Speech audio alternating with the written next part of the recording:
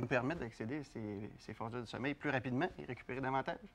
Et bonifier notre journée par la suite aussi. Et on n'a pas nécessairement les mêmes besoins tous en termes de matelas, là. Il y a des corps qui sont plus lourds, il y en a qui vont mieux reposer sur un matelas qui est plus ou moins dur. Oui, dépendamment de notre poids, dépendamment de notre âge, dépendamment de nos goûts. On s'est habitué. Hein.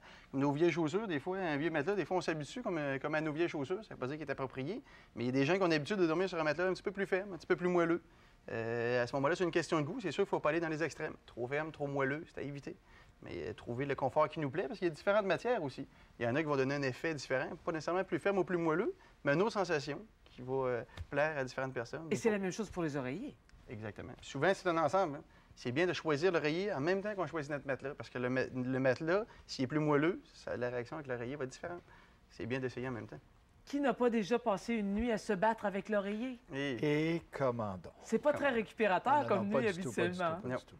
Merci beaucoup, Kevin Napper. Merci, notre spécialiste du sommeil qui passe régulièrement dans l'émission pour nous aider à apprendre à se disposer adéquatement pour passer la meilleure nuit du monde. Parce que quand on se prend en main, ça passe aussi par se prendre en main la nuit, aussi rigolo que ça puisse sembler.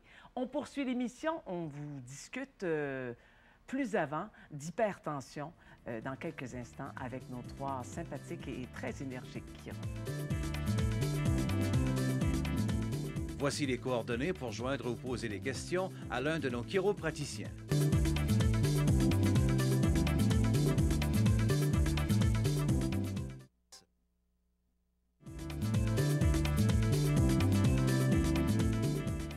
Réduire ses problèmes d'hypertension de façon naturelle en changeant certaines habitudes de vie, c'est quelque chose qui est tout à fait possible, Dr. Aumont? Très possible. C'est là que le triangle de la santé a été conçu pour que les gens se prennent en main et puis qu'ils fassent les changements nécessaires pour être en meilleure santé. On se doute bien qu'une des premières choses à faire, là, pour ceux pour qui ce n'est pas déjà fait, c'est d'arrêter la consommation du tabac. Hein. Ah, la chair de nicotine. C'est certain que la nicotine, quand on inhale cette poison-là, si vous voulez, et tous les divers produits chimiques qui existent à l'intérieur de ces belles cigarettes-là, la nicotine va vraiment faire augmenter ce qu'on appelle l'adrénaline. Puis quand l'adrénaline se met à augmenter le pouls cardiaque, bien ça fait augmenter la pression. Automatiquement. Aussi. Puis l'adrénaline va constricter les artères en plus. Donc vous avez comme un double volet où que ça ferait vraiment augmenter la pression. Il n'y a absolument rien de bon dans ça. Et on parle de la cigarette, mais de tous les dérivés du tabac. Il est question beaucoup des petits cigarillos, là, par les temps qui courent. C'est la même chose. Il n'y a rien de meilleur dans ça. Rien de plus toxique que ça. Puis on sait tous les effets que ça a sur la cellule. Hein. Ça crée des cellules atypiques jusqu'à mener vers le cancer. Donc, c'est sûr et certain que ça va affecter le système cardiovasculaire et surtout le système nerveux. Après ça, il faut bien s'alimenter. On le dit souvent avec le triangle de la santé. Les gens doivent vraiment prendre le temps de bien manger, de s'asseoir et puis de dire, bon, là, on choisit des bons repas, de la bonne nourriture, surtout d'avoir une alimentation riche en fibres, d'avoir aussi beaucoup de grains, de noix. Ces choses-là contiennent beaucoup de calcium, magnésium et de potassium, qui va aider à régulariser la pression par le biais du système cardiovasculaire et du système nerveux. On en parle beaucoup de plus en plus. Le calcium, magnésium, potassium, c'est important de consommer des aliments qui en contiennent. Oui. Puis si vous regardez, si vous voulez, l'influx nerveux quand il circule, c'est souvent des molécules de calcium, magnésium et potassium qui vont voyager, si vous voulez, pour permettre une meilleure transmission dans le système nerveux et de là contrôler la pression par le biais de l'alimentation. Ce dont il faut se méfier surtout, c'est le gras, le sucre et le sel, le sodium, en fait.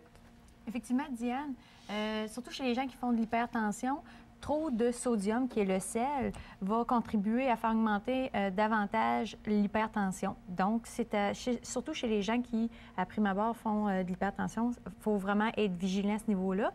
C'est pour ça qu'on incite les gens, la population, à vérifier au niveau des étiquettes, parce que tout ce qui est, par exemple, charcuterie, hein, toutes les viandes qu'on retrouve au niveau des charcuteries contiennent beaucoup de sel, donc mauvais pour les gens qui sont sensibles au niveau de l'hypertension.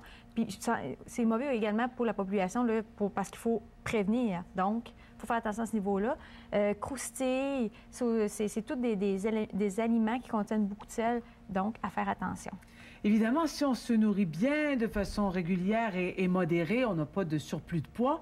Mais si on veut régler son problème d'hypertension et qu'on a un surplus de poids, il faut faire quelque chose pour agir là-dessus. Effectivement, Diane, l'exercice, l'activité physique, et puis, encore une fois, surtout chez les gens qui font de l'obésité, parce qu'obésité, manque d'exercice, ça, c'est 2 facteurs qui contribuent à l'hypertension. Donc, si par l'exercice, on s'aide à maintenir un poids santé, eh bien, on fait 2, là, on fait... D'une pierre 2 coups. Exactement.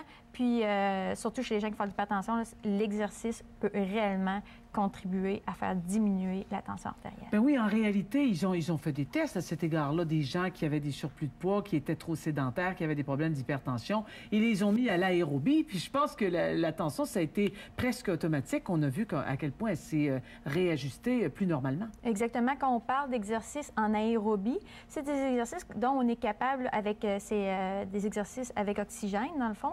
Et c'est, par exemple, marche, course légère. C'est pas des sports extrêmes où, par exemple, les sprinteurs là, qui sont toujours en anaérobie, ça veut dire qu'ils travaillent sans oxygène. C'est pas ça qu'on demande. On demande vraiment juste de l'exercice de façon, avec, par exemple, marche, course, 10 minutes, 30 minutes par jour. Ça peut contribuer beaucoup au niveau des gens qui font de l'hypertension. Puis je pense que ce qui est important, Annick, hein, on dit souvent à nos patients de s'assurer que quand ils font de l'aérobie, qu'ils soient capables de parler. Exactement. En même temps. Ça, c'est le test pour savoir si on fait un exercice en aérobie, si on est capable de parler tout le long de l'exercice.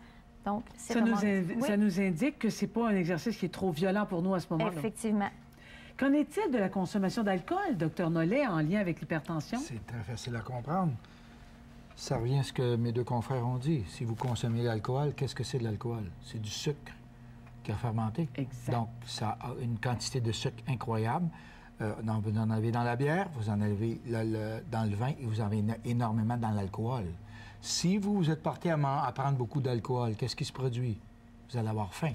Ça augmente l'appétit. Vous mangez quoi quand vous prenez de l'alcool? Vous ne mangez pas une salade. Vous allez manger tout ce qui contient des aliments en général qui ont beaucoup de sel. Des pizzas, ou ce qu'il y a des charcuteries. Vous allez manger de la poutine, vous allez manger des choses qui se mangent vite, parce que vous voulez manger vite. Ça crée un stimulus qui est comme ça. Donc, vous allez chercher des aliments qu'on vient de parler, qui sont contradictoires au problème d'hypertension. Donc, et en plus de ça, les gens qui prennent beaucoup d'alcool, en général, ne font pas d'exercice. Donc, augmente encore plus l'hypertension. Et le problème, c'est que souvent, les gens vont dire « Moi, je prends de l'alcool, ça va bien, j'ai pas de problème, je prends pas de poids. » Oui, tant que vous êtes actif, ça peut aider. Mais la majorité des gens deviennent de moins en moins actifs avec le temps, mais augmentent la consommation d'alcool.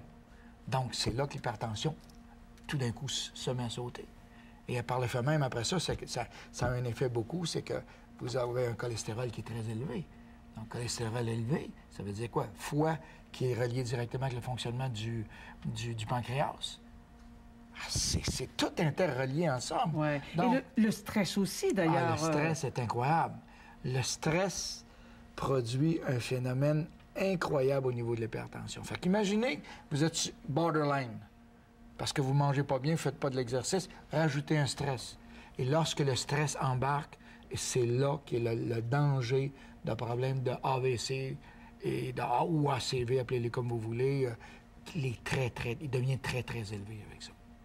C'est là qu'on risque la maladie de craquer. Souvent, exactement. Le système immunitaire est à ce moment-là affecté, bien sûr. C'est évident, le système immunitaire, vous mangez pas bien, vous bougez pas bien, vous mangez mal, vous intoxiquez votre cellule. Vous faites tout pour que votre système immunitaire, il ne peut pas se défendre, il ne peut pas se développer non plus. Donc, vous devenez fragile à n'importe quelle évasion virale, bactérielle. Ça s'ajoute, fait monter votre pression. C'est un cercle vicieux qui est constant. Mais ça ne nous arrivera pas parce qu'on va se prendre en main. Tout à Comme fait. ces 3 sympathiques et énergiques chiro nous le recommandent chaque fois qu'il y a une émission Prenez-vous en main sur les ondes de Télémag.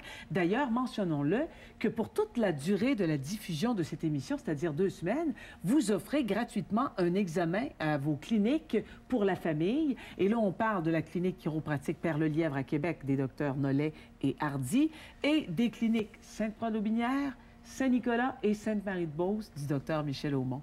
Un gros merci à vous 3 de nous aider à nous prendre en main comme ça. à la maison. On espère que ça vous donne le goût de le faire aussi et on vous dit à très bientôt. Cette émission vous a été présentée par les cliniques chiropratiques de la Rive-Sud, Saint-Nicolas et Sainte-Croix.